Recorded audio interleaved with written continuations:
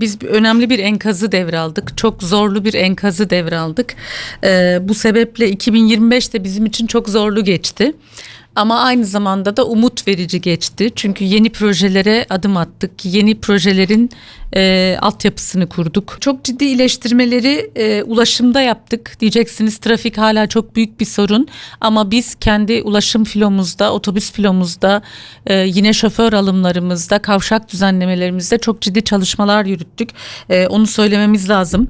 Örneğin şehir içinde 2024 yılında hat sayımız 25 iken biz bunu 2025'te 35'e çıkarttık. Yine kırsalda toplam hat sayısı biz geldiğimizde 84'tü 2024 yılında.